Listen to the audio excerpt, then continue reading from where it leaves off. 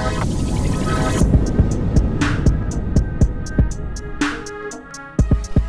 have a very, very exciting podcast coming up for you here on the Relentless Leadership Podcast. Today, our guest has such a huge list of achievements. He's an incredibly well-known speaker and, of course, business guru from the US. He's helped companies such as LinkedIn and eBay launch. He's held senior management roles at Sony, Universal Studios.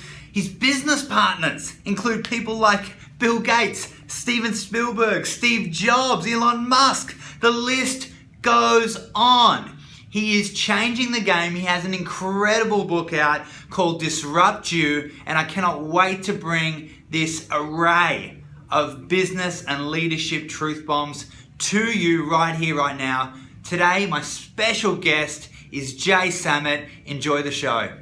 All right, welcome Jay Samit. Thank you so much for joining us. How are you today? Fantastic. Pleasure to be here. Awesome, my friend. Awesome. Again, I've been very excited to bring this interview to our community. I know they're going to get so much value from it. And of course, your incredible book, which we're going to tell people more about shortly, where to get it from and where to get more of you from. But let's start from the beginning. I mean, you've got an incredible history, and of course, we can't go through it all. But can you tell us a little bit about, I guess, your backstory and how you became the Jay Samit that you are today? So it wasn't by choice. I bought into society's promise: go to school, get good grades, live happily after. And I remember when I got out of college, it's like, what's next? It was a recession. There was no jobs. I was very young. I had 2 small kids, and I wanted them to have a better life. And so I didn't know how to get a job. I didn't know how to start a business. The internet wasn't around, so there was no great resource. So what I really did was I knew what I wanted to do. And this was, I'm older than most of the listeners. This was when Star Wars first came out, and I wanted to make special effects in Hollywood movies. Couple problems. I know no one in Hollywood. I know nothing about special effects, and that doesn't stop me. So what I did back in the primitive days of newspapers and magazines is I put an ad in the trades, in Variety, describing the type of job that I wanted. And that would achieve a couple of things. One, it would give me a bunch of resumes so I could see what type of background did people have that would get that job. Number 2, it would show me where they're working today, and anybody applying for a job has 1 foot out the door. So here's a bunch of companies that are going to most likely have an open position real soon. So what that was is how to break down information and work backwards. And Disrupt Yourself is really about doing that to your soul, and that's how you find success. Success comes from not being afraid of failure. There's nothing wrong. We all fail. The difference between failing and failure is failure's throwing in the towel. Failing is figuring out what doesn't work. Babies learn to walk by falling down. No baby stands up and just runs like Usain Bolt. So the modern corollary of that, which I tell in the book, is a kid who got out of college and got an entry-level job in one of the biggest ad agencies. He was at the bottom, below the bottom rung, right? He was the assistant helping somebody else copy stuff on the copier. I mean, he was miserable. But what he did is he realized that famous people Googled themselves, and they looked up the names of the 5 biggest creative directors that had won all the big awards. And he bought their keyword names because nobody else had. And he said, "Hey, I'd like to work for you," and put up his resume and his portfolio. 3 of the top 5 brought him in for an interview. 2 of the top 5 offered him a job. He made 3x his salary, cut about 20 years out of climbing the ladder, and his total investment was $9. Wow. So anybody can do this. I wasn't that smart. I kept on just plodding and trying. And here's what you really have to think about if you're starting a business. It doesn't matter what it is. People open a restaurant and think that having a great recipe is the secret, or, they buy a product and they're going to have it at a better price. No one wants your product. No one wants to buy anything. What people have are problems. If you can solve a problem, you can monetize the solution. No one ever walked into a hardware store wanting to buy a 1/4-inch drill bit. What they wanted was a 1/4-inch hole. What they were forced to do was buy a drill bit and maybe a drill. So if you start thinking about what problems can solve, the second tip, which most people miss, is the world is constantly changing. The world's radically different today than when I got out of school. Those changes mean new solutions to problems. Look at what could be applied to something and you go, well, why didn't somebody else think of it? Because they don't have your backstory. All of us have a unique path. A story that I don't tend to tell on these things that just popped in my mind. There was a undergrad at Stanford, this is about 10 years ago. Everybody was doing some .com, some app, some amazing thing. He could care less about technology. He was going to go into Wall Street, but he did fall in love and he went to buy a diamond ring. And it pissed the living daylights out of him that he couldn't get an honest price. Everybody have to haggle. There's no transparency. You don't know what's going on. And there was no place on the internet to buy diamonds. So he went to a local store and said, if I make this webpage, can we figure this out? Make a long story short, today, Blue Nile is the largest seller of diamonds in the world, bigger than Tiffany's. He made a dual-sided marketplace, much like what I did with eBay, where anybody can blindly put up their inventory. So he has every diamond that's in the market anywhere in the world. He solved a problem. You're in traffic today. Wait a second. Telstra knows where my phone is, and they know where the other guy's phone is. Like how I made that local? So why not have the phone company tell one guy to go left and the other go right? Well, that was two kids in Tel Aviv. The company was called Waze. Without doing a penny in revenue, they became billionaires 12 months in. I teach how to build a high-tech startup. I had two students that did $150 million the first year. Now, it's tough when I have to sit down with parents and go, yeah, your kid really should drop out of college. He can always learn later. University likes getting that, $50,000 a year out of the parents. But the point is, you have to solve something that somebody else isn't. So the best advice that I ever got, be the best in the world at what you do or the only one doing it. Because if you're the only one doing it, by definition, you're the best. So I hate competition. I never go into any field where there's anybody there. I'm the first guy on the beach with the flag. I'm probably the dumbest person, but I'll work hard. I'll figure it out. And by the time the competition comes, here's the silly thing. A lot of people wonder why, especially in tech, these companies spend hundreds of millions of dollars buying companies that haven't made any money because they're late to the game. And their CEOs were afraid to take the risks and miss their quarterly numbers investing in some new thing that might not pay off. So they'd rather overpay. So you can get in and get out and let them figure out how to make it profitable. You've made your 100 million and you go on. And as I write in Disrupt Yourself, and if you look at my life, I've done this again and again and again. I had a little ad tech company that was looking at nobody clicks on banner ads. Nobody likes that. The whole thing is a scam. What could I do to get somebody to do it? And we figured out this thing called value exchange, which is I could find a moment when you're irrational with time versus money. You're sitting in an airport, you want to get on Wi-Fi, they want to charge you $15 or watch this ad and get it for free. Everybody will watch the ad or you hit a paywall. We got this up to where our average CPM, cost per thousand, for advertisers like Microsoft and Sony and Procter & Gamble was $1,000. The highest in the world, which suddenly gets you noticed, which suddenly gets other people are going to become my competition. The first person you will educate in business is your competition. So I did like the blackjack dealer, hands up, hey, first offer that comes in. 18 months after we started, sold for $200 million to News Corp, Fox. Wow. That's what you got to do. And it works for any business. So there's somebody listening right now who goes, yeah, but I'm not in tech. Yeah, what's the first thing you did when you woke up and the last thing you kissed before you went to bed? And it wasn't your lover, it was your phone, okay? You are one click away from 7 billion customers. You are in tech. Your eyeballs are living there every day. You don't have to know how to code.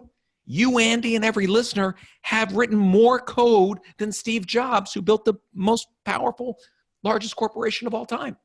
Woz was the tech genius. Steve was the mouthpiece. Make sense? Oh, absolutely. I mean, there's so much gold in just that first section. I can't believe it. But I mean, I love so many points. Number one, it is super inspiring, and I guess it's fair to say, and would you agree that there has never been a better time in history to start a business or be an entrepreneur? Would you agree with that? Oh, absolutely. So here's a couple of things that make it so great right now. First of all, that being able to be one click away from 7 billion people, that infrastructure was set up for you. It doesn't cost you a dime to tie into it. Yeah. Number two, there are no gatekeepers stopping you from getting the capital that you need. Mm-hmm. There's crowdfunding. There's ICOs and crypto currencies. There are VCs, private equity. Most people don't have a good idea, and most people are too lazy to follow the good ideas that they do have. So you've got a head start. If you've got problems in your life, by the way, you're halfway there to being a great entrepreneur. Problems are obstacles. They're opportunities in disguise. If you can solve a problem in your life, there's probably somebody else that has that same problem. And you look at most of the things that have really just taken off, they solved simple problems. We're not trying to make anti-gravity boots here, okay? I tell the story in the beginning of the computer era. Everybody's writing code, making programs, doing all kinds of stuff, you know, and I had a buddy, Billy, and he said, wait, people are buying this expensive PC in their home. That's probably the most expensive thing after a car that they own. I'm going to make plastic dust covers to go over their computers. And back in the 80s, people literally put a plastic over their thing because, you know, don't touch it. It's a $2,000 thing. And then when Windows came out and people had a mouse, he said, oh, I'll make a plastic mouse pad. He never learned how to use a computer and sold his company to Rubbermaid for over $100 million. Back when $100 million was a lot of money.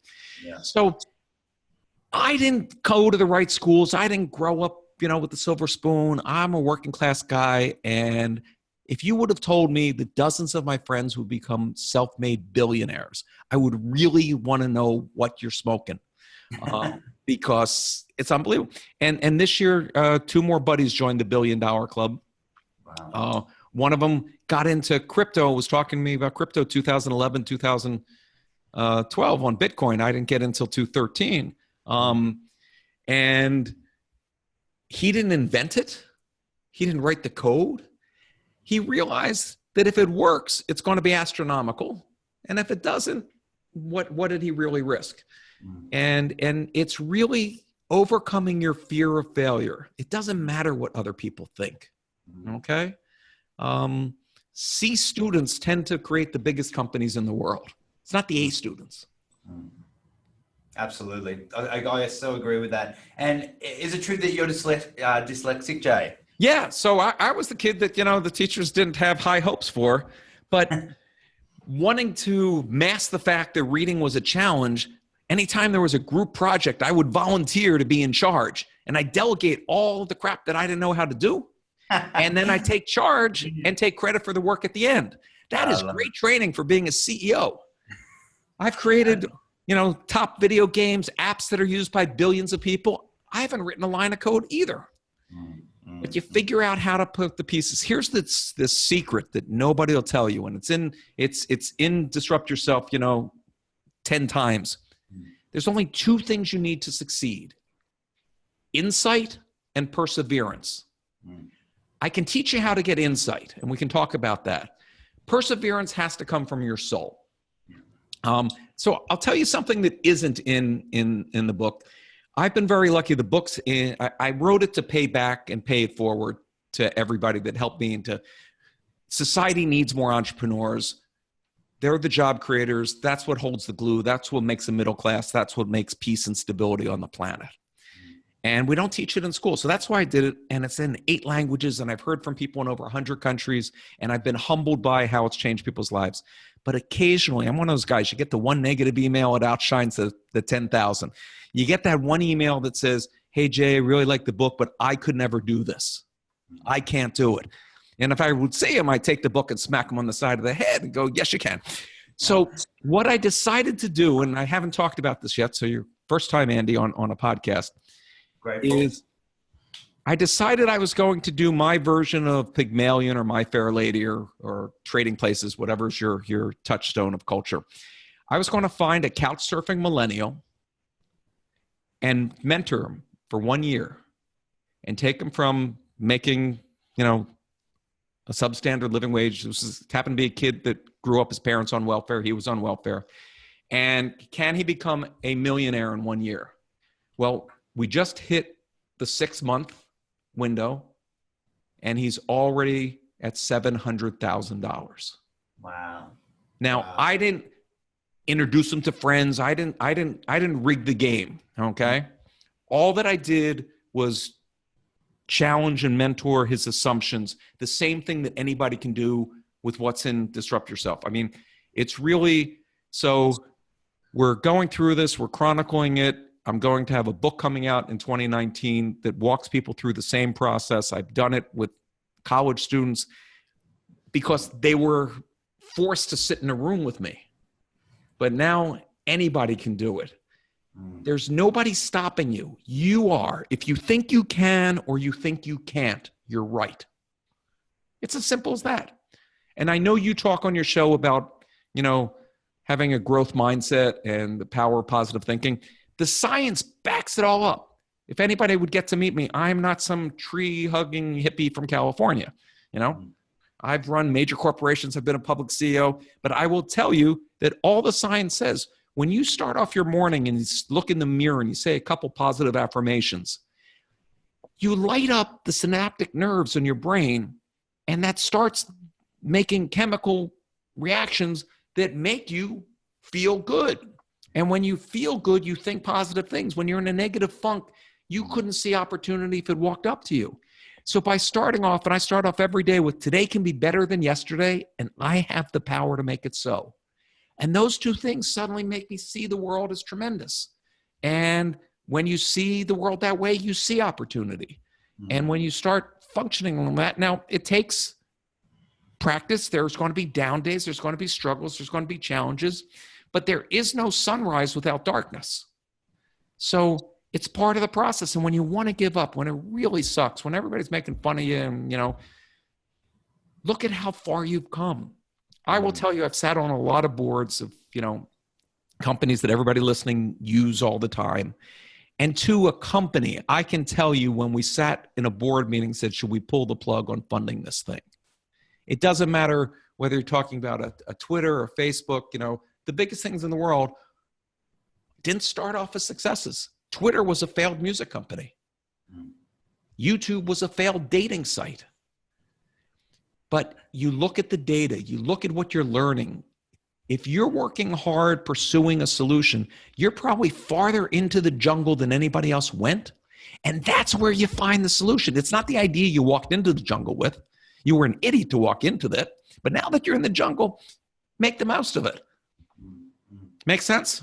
Oh, absolutely. I love it. You're getting me jacked. You're getting me excited. I love it. So, Jay, again, everything you said is so spot on. And I'm going to touch on a few of the points here because there's just so much gold in there for everyone listening right here, right now. You just talked a little bit about resilience, and something I talk about is relentless optimism when you're starting a business, and sort of how important it is to have that in order to overcome, I guess, all those barriers and challenges that you have, especially in the first 12 months. And I just want to get your opinion on this. Of course, the how-to of business is so crucial, and the logistics and the strategy and tactics, of course. But would you agree that, I guess the mindset that you go into business for your first 12 months, especially in that really hard growth stage, is probably the most important thing that you need to just constantly remind yourself and focus on in order to drive you forward through all those challenging moments?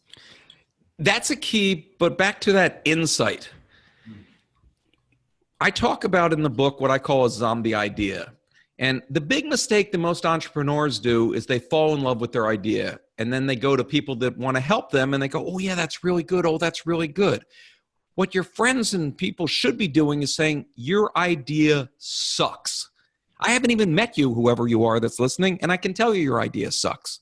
Because every raw idea hasn't been fully formed, all the details and moments. So what you want to do as early as possible is find real likely users and ask them why this sucks. What doesn't work? Why wouldn't this solve? What am I not seeing? Because all the versions that you can do between your two ears cost nothing. You're not burning through capital. If you raise a bunch of money and open your business and do everything, and then you learn what sucks, you go out of business. So one of my favorite stories on this is the number one business that fails is restaurants. Everybody opens restaurants for all the wrong reasons. Okay. I make the best fried chicken, right? You know, whatever. Has nothing to do with it. So a guy looked at it the same way that we teach in Disrupt Yourself. And he said, here's why restaurants fail. One, too many items on the menu. So if somebody doesn't order, you know, the salami, there goes your profits. So he said, I'm going to open a restaurant with only 3 items on the menu. That's it. Second one is people eat at the same time. So everybody's there at lunch and dinner. So if you sit 2 people at a table of 4, you can't monetize those 2 chairs at a time when you need to. So he said, I'm going to make full tables only, which means people are going to have to sit with strangers. And if there's not enough people to fill a table, you're going to have to wait, which means the bar tab goes up. So now this sounds absolutely insane. He's solved for all the problems except one, which is why would anybody in their right mind go to a restaurant with 3 items on the menu when you got to sit with strangers? So he brainstormed, and for the past 30, 40 years, Benihana's has been a hit. It's a tapioca. You sit down, the guy's an entertaining chef, and it's a fun thing to do. But he didn't open and say, I'm opening a Japanese restaurant. He opened and said, how can I make a restaurant that won't fail? So do that with any of your businesses. Why do things not work? What can you improve upon? You know, everything, all the answers are out there. So absolutely. The motivation will come through solving those problems, because every time you take that horrible idea and you take away one of the objections, it starts getting something to an idea that can't be killed. And that's what I call the zombie idea. You can't kill it. It's going to work. That's when you go out, and you don't need a lot of money to prove that you're right. What's the minimum that you need? And so you've seen that a lot of these things like Uber and whatever, they now go through billions of dollars. And people go, why? They're not making money. Because they proved it in one city. Facebook was proved on the Harvard campus. Then it was proved in the Ivy League schools. Then it was proved with college kids. Then it went US. Then it went global. He didn't sit in his dorm room and say, I need $6 billion to make this global thing. He proved that it worked.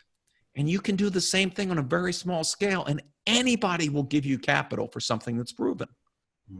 So just solve for the minimum number of things that you have to prove. And that doesn't make a difference if you're opening a gym.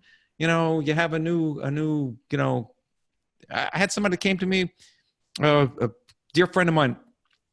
There were tons of protein bars on the market, 1,600 different brands in the US, but none of them were actually healthy. They all had sugar in them, and they all had different chemicals, and he wanted to make a natural one.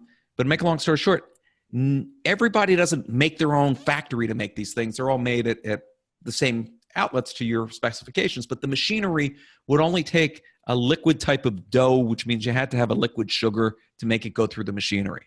So they said, we can't make you a healthy bar. So he said, okay, I'm going to take a blowtorch and I'm going to buy one of those machines and I'm going to make my own. And Quest bars went to sell for $800 million just a couple years later. So solve the problem. And there's so many problems. If you have no problems in your life, I can't help you. Yeah. Right? Absolutely. Yeah, so true. And I think one of the things I just want to go back to in the beginning, talking about how you got your first job.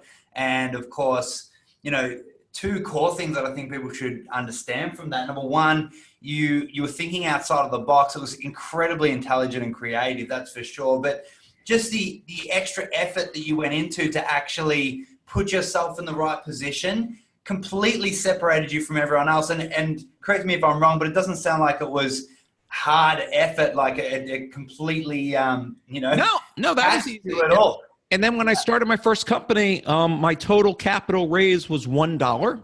Wow. And I printed business cards to be a special effects company. I was going to compete with George Lucas and Industrial Light and Magic. I figured there's got to be some people that can't afford his effects. So why not, you know, be the low cost guy?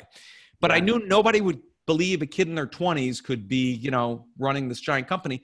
So I made business cards. I didn't even make myself head of my own company. I just pretended I was a sales guy. And I went out and I hustled and I got a bunch of effects work on a bunch of movies and miniseries and commercials and everything. And I didn't have a clue how to do any of it. But then you go and hire those people because so many people would rather have a job. And people think there's security in a job. You know, people listening now, your parents are telling you, give up on your dreams because they gave up on theirs. But you know what? There are no more secure jobs. 100-year-old companies are going out of business and being disrupted every day. You know, retailers, you know, Kodak invented the digital camera, but they never really got behind it because they had so much profit in film. Well, where's Kodak today? Gone. You know, Sears, gone.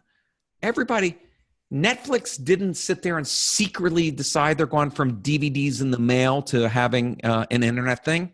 They named their freaking company Netflix. It wasn't the top secret what they were going to do. And Blockbuster and all of Hollywood sat there and laughed. I was the first guy to bring music onto the internet and do all that. And everybody thought this was like ridiculous. This wasn't going to amount to anything. And it didn't take long. And in 1999, the industry globally went from a $40 billion music industry to a $20 billion music industry. So disruption isn't about slow change. It happens overnight. Airbnb. How many hotels do they have? How many land do they have to have? How many employees do they have to have?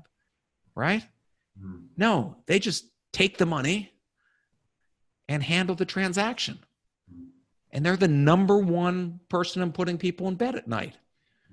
Uber owns no cars. I mean, and you look at Alibaba, you look at Amazon, you look at people that are focused on solving for the consumer. What's the great consumer experience?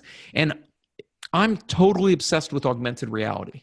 So today, the average person in the developed world spends 5 hours a day looking at their phone. Phone's going to stay in the pocket. Your regular glasses that'll look as normal as what you have will now give you a heads-up display to life. So it can filter things. It can tell you where the nearest restaurant is, tell you whatever you need. That's the opportunities. That's a $1 trillion industry that's going to happen over the next 3 years. The guys that are making the glasses, the people that are making the firmware, they're not solving for anything. It's like Steve Jobs and Apple came up with a smartphone that used apps. They didn't make all the apps. They laid the groundwork for you, the entrepreneur, to have the opportunity. Yeah. I mean, how many minutes of thought? I don't know if OpenTable's down in Australia, but it's an app for making reservations at restaurants. So instead of having to remember each restaurant's number or this or that, you just go on the app and tell them the time and the thing, and your reservation's done. Yeah. That wasn't rocket science, right? Made people very, very wealthy. Yeah, very true, very true. I mean, the possibilities are endless, and it's exciting to hear the passion, obviously, that you speak about it with, because I mean, you see this firsthand, and you deliver these results every single day. And I guess a core part of that is a concept you talk about of OPM, other people's money. Yeah, and I guess I want to share with the listeners out there right now, you know, how have you leveraged that, or how would you suggest other people leverage that? And also, what sort of mindset do we need in order to truly leverage that? So let me explain the concept, because it turns out that's everybody's favorite chapter in the book. OPM, in my definition, is this. You're launching a business. You can raise money by giving up some of your ownership and some of your control.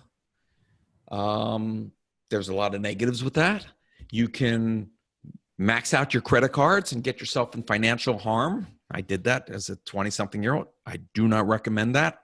Or I'm about to tell you that there's people that will give you money, millions of dollars, and they don't want a penny back. Let that sink in. There's people that will give you tons of money. And by the way, somebody on Australia just did this and wrote me a wonderful email. I'll tell you, they got the OPM in this case from Google. So you're going after with your business some market. Let's pretend it's senior citizens for a second. You're making some product for senior citizens. Well, there's a whole lot of other companies that want to reach those same people that have no freaking ideas. And your idea is a cool one that'll make them look cool. So they will spend money with you because it's good for their brand. They'll open up their list of their customers. They'll do whatever. So what comes out of that is you get to ride their coattails to do this. So I've done this time and time again. So the biggest one I ever did was McDonald's was having a rough time after there was a movie called Super Size Me that said, if you eat McDonald's for 30 days and nothing else, you get fat and die. And their sales were going down. So I said, oh, here's a company with a problem. I have a music website. If you draw a Venn diagram, there's absolutely no overlap, except people that listen to music also eat. So how do I make it an overlap? So I told McDonald's I'd make them cool, and we'd come up with the thing, buy a Big Mac, get a track. So every box, every tray liner, every wall, basically in the stores would, when you bought a Big Mac, you'd get a code and you go to the website and you get something. So now they're buying all their music from me.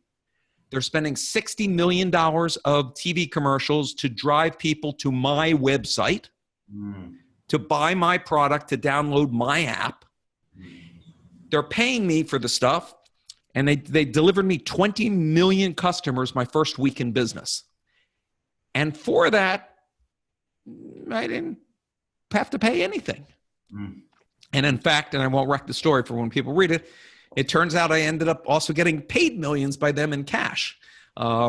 So there's tons of examples. And then once I saw that worked, I unleashed the dogs. I unleashed my sales guys on anything that moved. So we did that same thing with clothing stores, buy a pair of jeans, get an album. We did it with tampons, get a download. We did it with pens. We did it with beer. We did it until we ran out of ideas of who to do. We did it with test drive a car.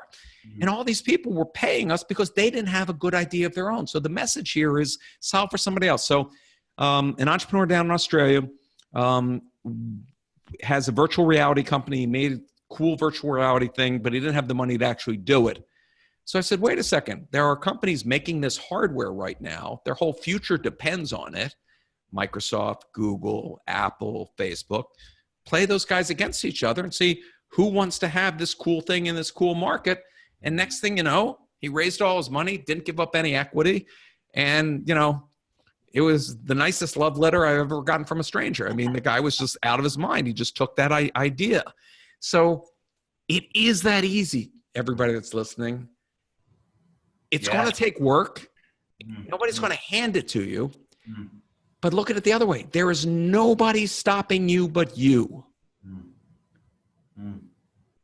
Yeah, absolutely. And I love that. It goes to show there's always a way. There is money out there for people that want to start their venture. And again, you just got to know where to look and how to leverage it. And those creative ideas. And again, guys, it's in the book. It's all in the book. And there is so much more information out there. But I think it just gives a lot of those starting out entrepreneurs hope that, they can get this done and they don't need to raise $50 million to do it. Yeah. Right. And if anybody's really is serious and wants to get started right now, I have a free 48-page workbook that you can start doing exercises before you get the book.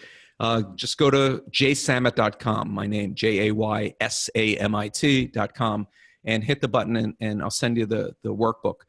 But when you look at, let's take Australia for a second. Yeah. Most of its economy was, let's take stuff out of the earth.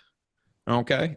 Yeah. So it's mining, it's raising stuff out of the earth.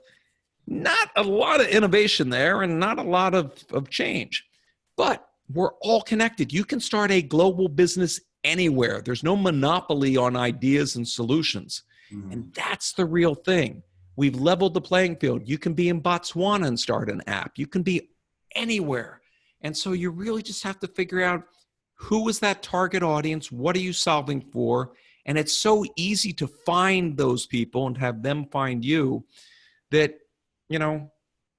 take the blinders off. Really look at a big, giant, hairy, audacious problem that you want to build a business around. Because here's the other thing that'll happen. You're not alone. Other people want to solve that problem too. And the thing that'll get you the most motivated is when you find your tribe, no matter where they're spread around the globe, that think like you and want to solve like you. That's today's companies. Today's companies aren't four people sitting in a room together. They're minds that are connected and make stuff happen. Yeah. Yeah, absolutely. Yeah, completely agree, Jay. Jay, I want to ask you some questions about, I guess, the thinking element and the personal drive behind yourself and some of the entrepreneurs that you work with. I mean, Sure. you're surrounded by world class, which is really inspiring. But I've got a few questions around that. Number one is, how important do you feel, I guess, learning leadership skills and emotional intelligence is to being truly successful in business? What's your opinion? I've met a lot of very successful billionaires that have zero emotional intelligence. Wow. So if you're lacking in that human side of things, if you're somewhere on the spectrum, then make sure you have somebody that balances you out. Yes. Okay. Don't hire or partner with somebody just like you. Look for complementary skill sets. When I really break down what all these people have in common, for the most part, none of them cared what anybody else thought. That's the most freeing, easy thing. I can't tell you why I'm that way.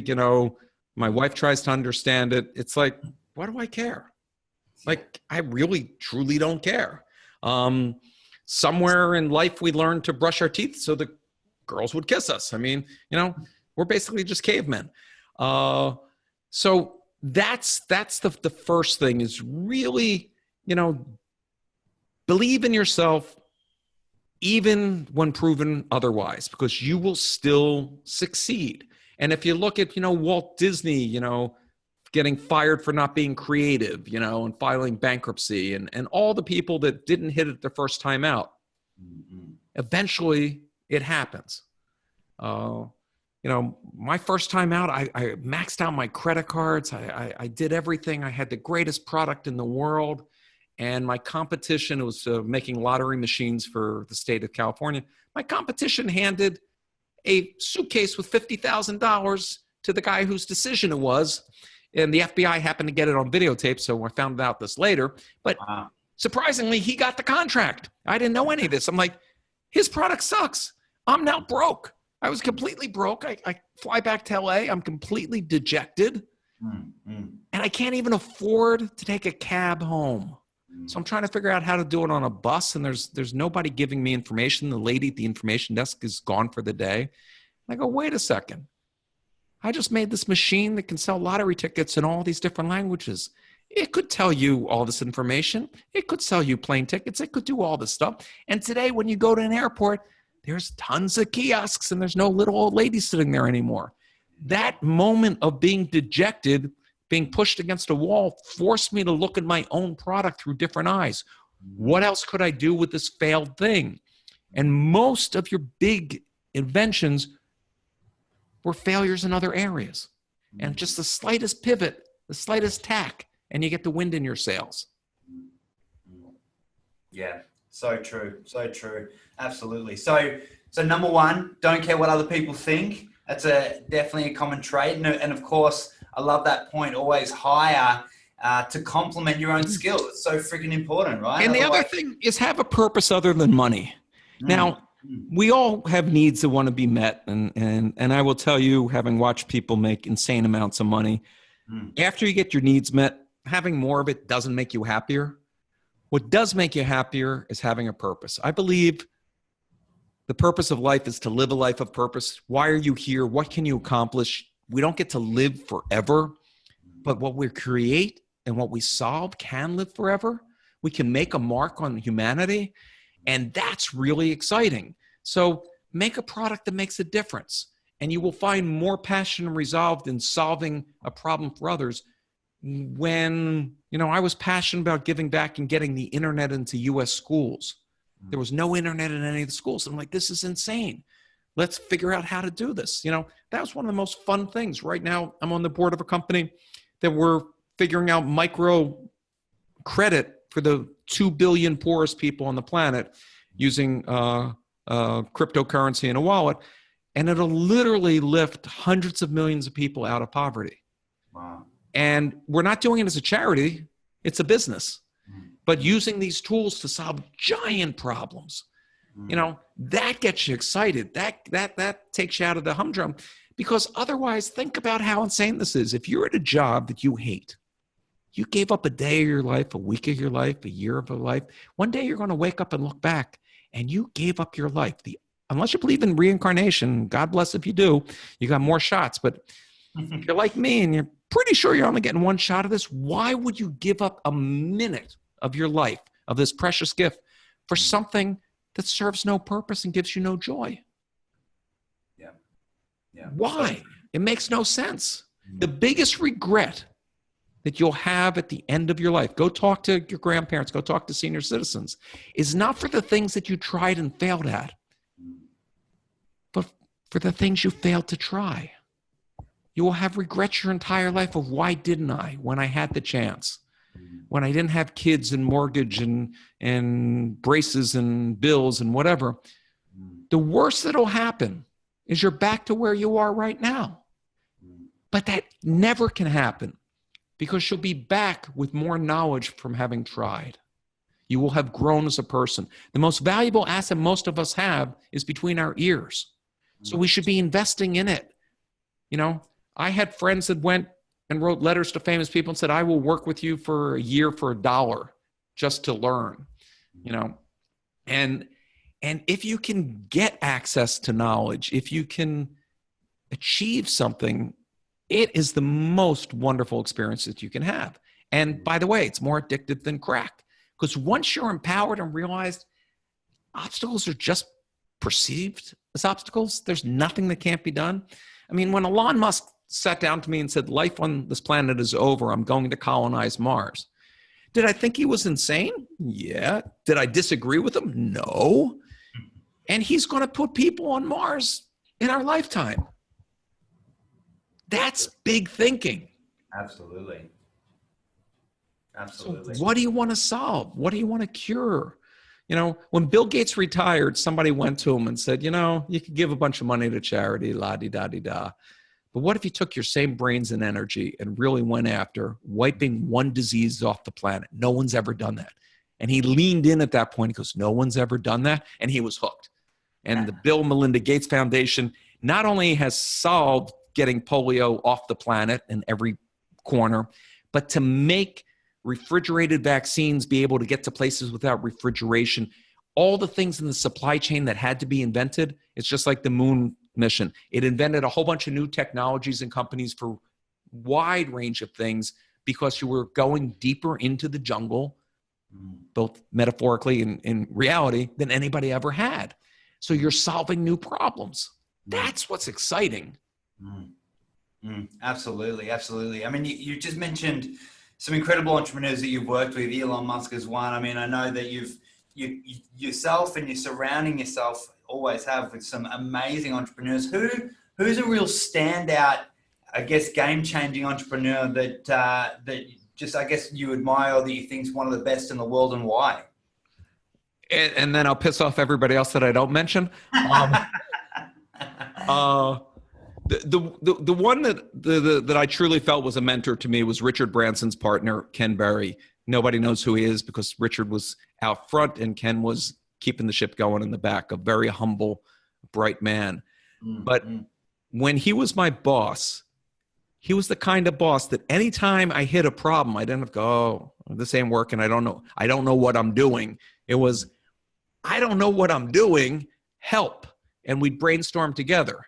As opposed to, you don't know what you're doing, I'm going to fire you and replace you, which most morons would do. So he had a great attitude.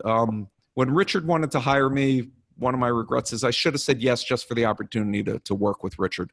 But you can't clone yourself and work with everybody and take every opportunity. I learned from everybody. I'm a sponge. Right? I'm not the best. I'm not the smartest. I'm not even the hardest worker. But what I am really good at is connecting the dots and then hiring people to execute.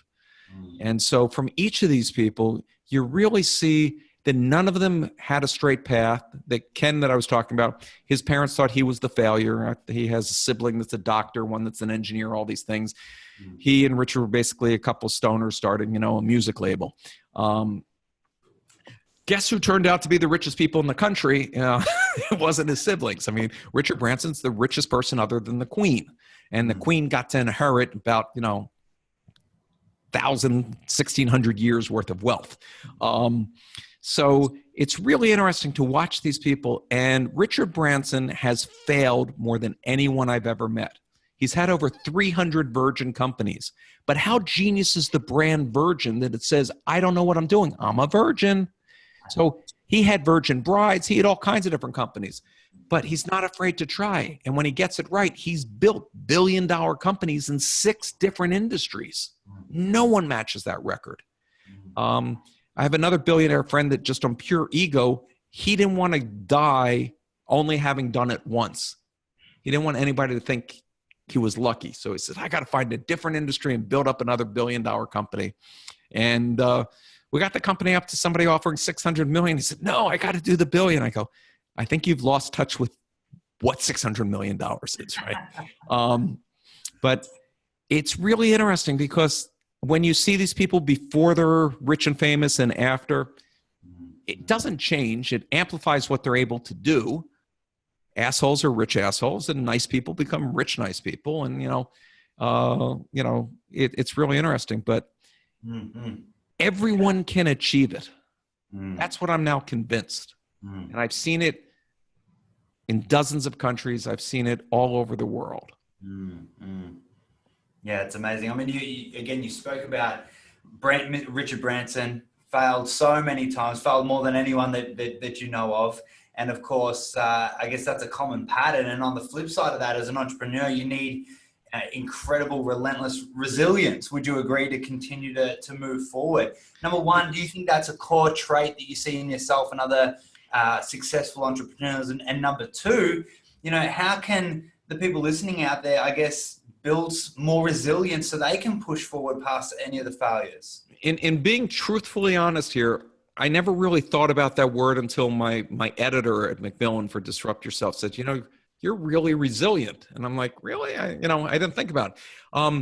I'm not resilient like, some guy in the movie, he's the last one in the foxhole and there's, 20 Germans coming with machine guns and he's going to, Rambo them. I was like, I had 2 small sons. They had to eat. I didn't see it as resilient. It's like, I don't have a choice, right? We're down to our last dime. I maxed out the last credit card. I have to make this company work. I have to figure it out. I have to do it. And, those years are way past and had a lot of success since then. But that becomes ingrained in you that no one can force you to give up. So that is resilient. I guess I was forced to grow to be resilient. Nobody chooses to have that skill. You hope that you don't have to, grind it out, but eventually you will.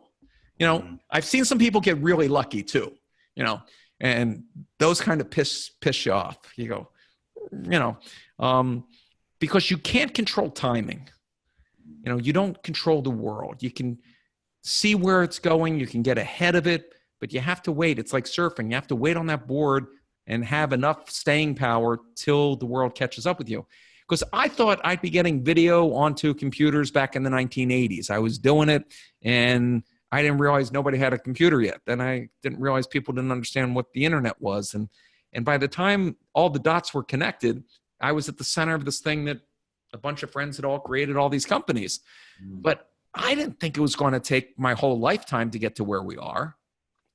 But now once you see what it is, every new idea you can see really, really, really quick. Reid Hoffman, smartest guy I've ever worked with, founded PayPal and LinkedIn, and he's now on the board of Microsoft and sold LinkedIn for $20 billion.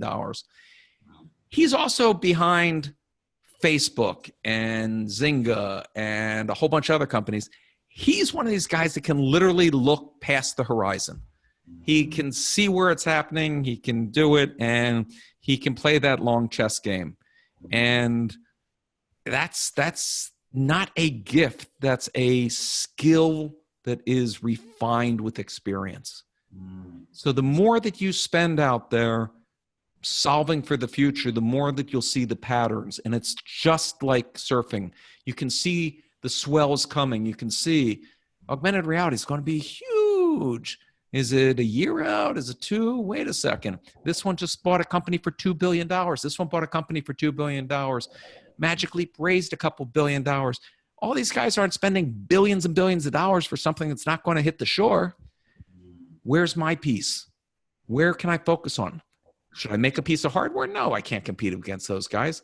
Can I figure out one app that everybody will want? Absolutely. Right? Is it an app that probably already exists, but not in that form?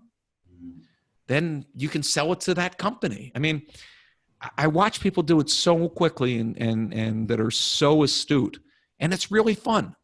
And you get to employ people and you get to travel the world. I mean, the idea that I've run businesses all over the world and I'm a typical American, I speak one language, well, two, sarcasm, but you know, it's just been the most rewarding and fun thing that you can do.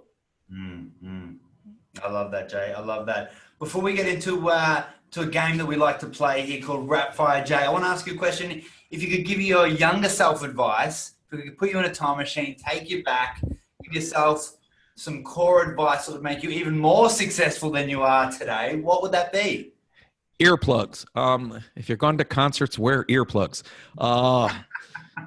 10 years running rock labels and concerts, my hearing is shot. What would I tell a younger person? Enjoy the moment. One of the things that you don't get until you get to a stage where you can really reflect that Zen aspect. If you're a meditator, you're way ahead of me. That there are moments along the journey that are just so perfect that you want to enjoy that, because they will nourish your soul when you're in those deep valleys, when you're hitting that depression. And I'll give you one that's in my life that stands out, because I was pressing enough to turn to my number 2 employee and said, really absorb this moment, because it's all downhill from here. It's like, we just launched the company. I go, no, this is the moment. I've done this enough. And we're sitting on a 747 plane flying from Chicago to LA, the first rock concert done at 35,000 feet with Sheryl Crow. We filled the entire plane with members of the press, and we did this to announce the music store opening, and the same other people's money that I did with McDonald's. I said, well, how can I get an airplane for free for this stupid stunt? They have frequent flyer miles. They need to show that frequent flyer miles can do cool stuff. So you could use your frequent flyer miles to now get music. So we did this concert, and you're sitting there on a plane, shooting it with 9 cameras, editing it in flight to hand to make the evening news of every network.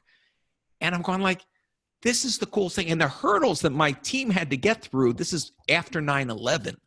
Like, you can't do this stuff on planes. You can't do anything at airports. And we pulled it up. So live in the moment, enjoy the moment. Being an entrepreneur is not about a destination.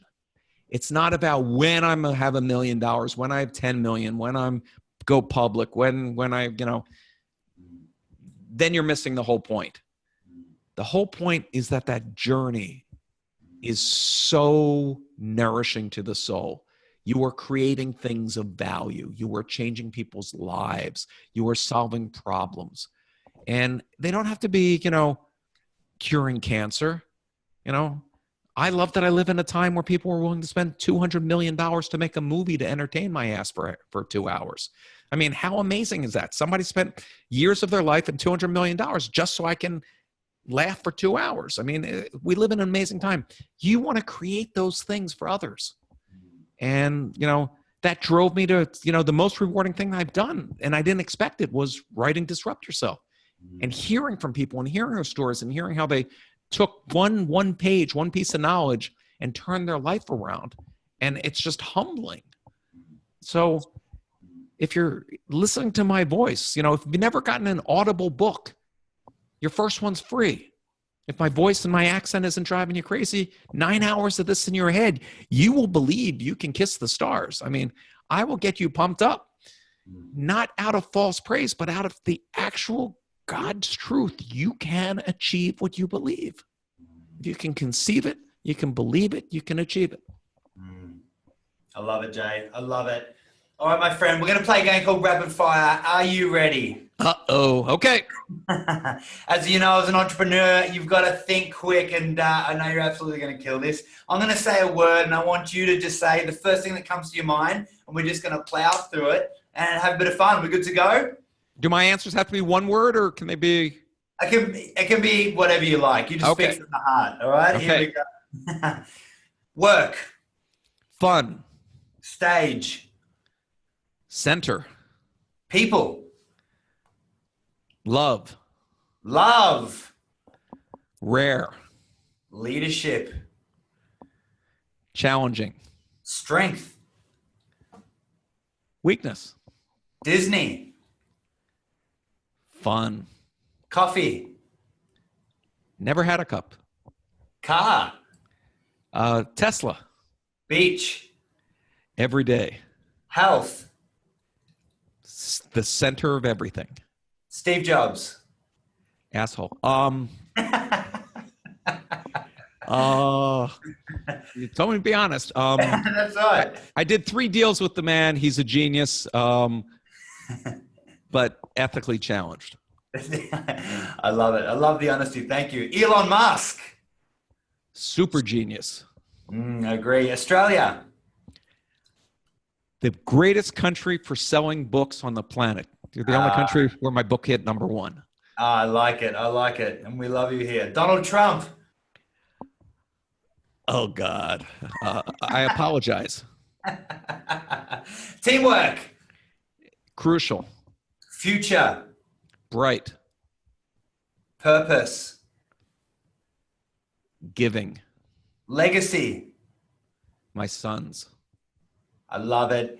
Jay Samit, thank you so much for joining us. Where can our viewers connect with you? Where can they find more about your book? And of course, I believe you've got some awesome resources on your website as well. Is that correct? Yeah. So Disrupt Yourself or Disrupt You, depending which country you're listening in. It's the same book. Different publishers did different thing. It's in 8 languages. You can get it wherever you get books, Amazon, etc. There's an audiobook on Audible. I have my weekly columns and everything that I write and publish is at jaysamit.com. You can find me on Instagram, on Facebook, on Twitter, on whatever the next thing is. I'll be the first guy there. Love to connect. And I try to give you in my tweets and Instagram daily motivation, because motivation's like a shower. It wears off and you need to be reinforced. So try to do it with some humor, and love to hear people, both your successes and your failures. And whatever time I have left on this planet, I'm trying to create more successful entrepreneurs. Jay, you're doing some incredible things. I'll be down in Australia. Oh, I forgot to mention that. Oh, when? I'm speaking in the fall in Melbourne at a university. Beautiful. I am from Melbourne, and I will definitely be there. I'll definitely put that up on the site and have a link below this video as well, so everyone can see there. Jay, again, thank you so much for joining us. It's been an absolute pleasure. Keep fighting the good fight, my friend. You are changing the world, and I cannot wait to see what you do over the next few years. Take care, my buddy.